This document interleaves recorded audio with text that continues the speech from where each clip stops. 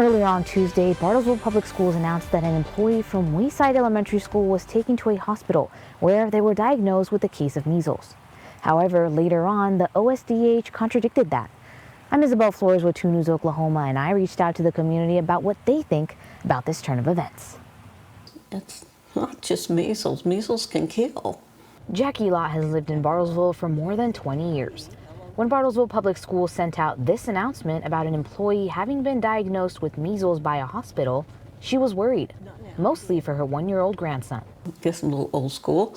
We know what that kind of stuff can do to young kids. When she heard the Oklahoma State Department of Health contradicted the hospital's diagnosis of the Bartlesville employee's condition a few hours later, in this announcement, she was a bit confused. I don't know what tests they do, how they prove what is and isn't.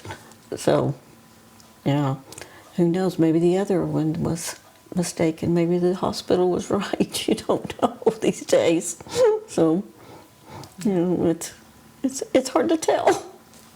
I spoke with Granger Metter, the executive director of technology and communications at Bartlesville Public Schools, over the phone. He says the district was in contact with the Oklahoma State Health Department throughout the day to alert them about the employee. We would trust whatever OSDH determines on their end. They're the ultimate decider for us on that.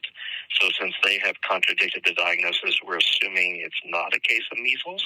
While he wasn't happy about causing the community to panic, he says he wanted to keep families aware of the situation. We would prefer to wait for OSDH to always provide confirmation, but that does take time for them to do an investigation. So OSDH said we did the right thing to alert people. I reached out to the OSDH for an interview, but they said they're not doing interviews at this time.